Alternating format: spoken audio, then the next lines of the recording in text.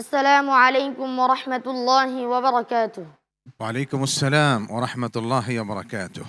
হাফেজ আবু বকর সিদ্দিক, ভালো আছো তুমি? জি আলহামদুলিল্লাহ উস্তাদ, আপনি আ কেমন আছেন? আলহামদুলিল্লাহ ভালো।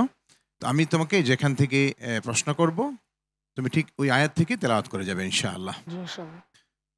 আউযু বিল্লাহি মিনাশ শাইতানির রাজীম। বিসমিল্লাহির রহমানির রহিম। لله ملك السماوات والأرض وما فيهن وهو على كل شيء قدير. আউযু বিল্লাহি মিনাশ শাইতানির রাজীম।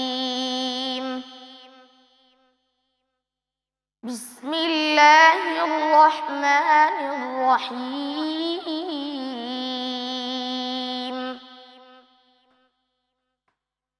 লিল্লাহি মুলকুস সামাওয়াতি ওয়াল আরদি ওয়া মা ফীহিন وهو على كل شيء قدير. بسم الله الرحمن الرحيم. الحمد لله الذي خلق السماوات والأرض وجعل الظلمات والنور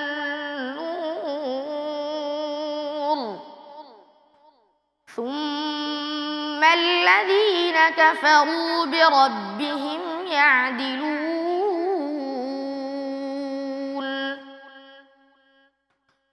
هو الذي خلقكم من طين ثم قضى أجلا وأجل مسمى عنده ثم أنتم تمترون. وهو الله في السماوات وفي الأرض يعلم سركم وجهركم ويعلم ما تكسبون. وما تأتيهم من آية من آيات ربهم إلا كانوا عنها معرضين. فقد كذبوا بالحق لما جاءهم فسوف يأتيهم أنباء ما كانوا به يستهزئون.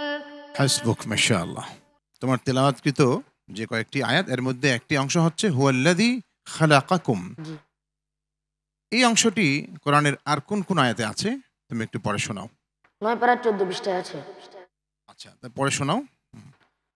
هو الذي خلقكم من نفس واحدة وجعل منها زوجها ليسكن إليها فلما تغشاها حملت حملا خفيفا فمرت به فلما أثقلت دعوا الله ربهما لئن آتيتنا صالحا لنكونن من الشاكرين. এরপর আর কোথায় আছে? 24 পারা 14 পৃষ্ঠায়। هو الذي خلقكم من تراب ثم من نطفة ثم من علقة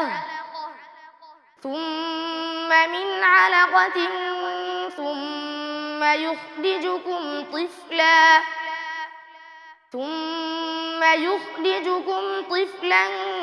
ثم لتبلغوا أشدكم ثم لتكونوا شيوخا.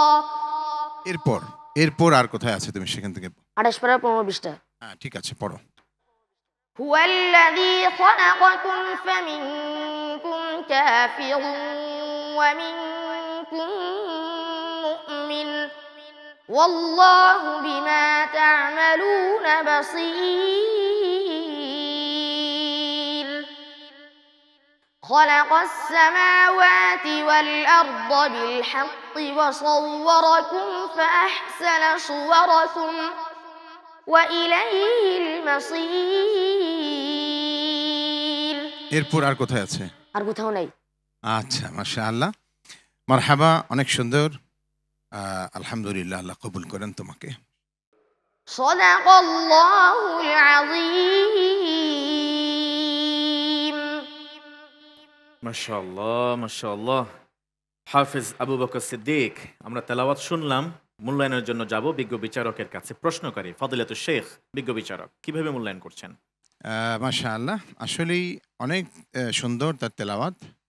আমাদের এই ছোট্ট বাচ্চারা 10, 11, 12 বছরের বালক, তারা আসলে তাদের যে তেলাওয়াতের লেহজা, তালাফুজ, এটা স্বাভাবিকভাবে মানে নতুন কেউ বা বাইরের আরব দেশের কেউ এটা বুঝতেই পারবে না সে যে একজন বাংলাদেশের মানুষ বা আজমি। এটা বোঝা কঠিন, কারণ প্রায় সবাই অত্যন্ত চমৎকারভাবে তাদের তালাফুজগুলি এবং তেলাওয়াতগুলি হয়। বাকি আবু বকর সিদ্দিকের ক্ষেত্রে বলবো যে তোমার সবই ঠিক আছে, মদতগুলি আরেকটু সতর্কভাবে টানবে তুমি। আর হচ্ছে তোমার যতটুকু প্রতিভা তোমার মধ্যে লুক্কায়িত আছে, তুমি সবটুকু আমার মনে হয়েছে দিতে পারোনি। একটু গলার সমস্যা হয়েছে, হয়তো ঠান্ডা লেগে আছে বা একটা কিছু। এই ক্ষেত্রে তোমাকে সবসময় সজাগ থাকতে হবে, শুধু আজকের এই কম্পিটিশনের জন্যই নয়, সবসময়ের জন্যই, যেন তোমার যতটুকু তোমার যোগ্যতা আছে সবটুকু তুমি যেন দিতে পারো। তুমি সুন্দরভাবে কোরআনের তেলাওয়াত তো সুন্দর করে তেলাওয়াত করার নির্দেশও রয়েছে, মাল্লাম ইয়াতাগান্না বিল কোরআন ফালাইসা মিন্না, যে সুন্দরভাবে হসনুস সৌতের সাথে কোরআন যিনি পড়ে না তিনি আমাদের কেউ নন। অর্থাৎ কোরআন শরীফ সুন্দর করে পড়ার তাকিদ রয়েছে। রাসূল করিম সাল্লাল্লাহু আলাইহি ওয়াসাল্লাম সুন্দর তেলাওয়াত শুনতে পছন্দ করতেন, শুনতেও চাইতেন, সাহাবাদের থেকে শুনতেন তিনি। কাজে আমরা চাইবো তোমরা সেই বিশ্বমানের যে তেলাওয়াত আমরা শুনছি সেটা যেন আরও দিন দিন আরও উন্নত হয়। এবং আমরা যারা দর্শক তাদের উদ্দেশ্যে শুধু একটা কথা শুধু বলবো, এই যে আমাদের অসাধারণ প্রতিভা যাদের আমরা আজকে দেখলাম পারফরম্যান্স, এদেরকে আমরা দেখলাম যে প্রায় সবাই খুব সাধারণ পরিবার থেকেই প্রায় উঠে এসেছে। এরা কিন্তু এরকম নয় যে কোটিপতির সন্তান, সবাই বিলিয়নপতির সন্তান, এরকম নয়, খুব সাধারণ ফ্যামিলির সন্তান এরা। আর এদেরকে এই যে প্রতিভা এদের মধ্যে রয়েছে, আমি বিশ্বাস করি এটা যদি আমাদের এই সমাজের যারা বিত্তবান মানুষ, যারা আসলেই এই সমাজের মানে এই সমাজকে পরিচালনা করেন, তারা যদি একটু এদের প্রতি খেয়াল করেন বা একটু এদের পিছনে একটু নার্সিং করা হয়, তাহলে এরা আমার মনে হয় গোটা পৃথিবীর শ্রেষ্ঠ স্কলার হিসেবে এক একজন গড়ে উঠবে। এটা আমার কামনা, এবং আল্লাহ পাক তাদেরকে যেন সেভাবেই কবুল করেন, এটা আমার দোয়া। আমিন। অনেক ধন্যবাদ আপনাকে, চমৎকার পরামর্শ দিয়েছেন এবং দোয়া করেছেন শেষে। আশা করছি এই পরামর্শ এবং দোয়া দুটি কাজে লাগবে যদি আমাদের প্রতিযোগী পরামর্শগুলি গ্রহণ করেন, আল্লাহ তাআলার কাছে দোয়া করেন সব সময়। তুমি অনেক দূর এগিয়ে যাবে ইনশাআল্লাহ তাআলা। কেমন? আল্লাহ ভরসা।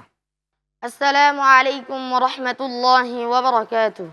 ওয়ালাইকুম আসসালাম ওয়া রাহমাতুল্লাহি ওয়া বারাকাতুহু।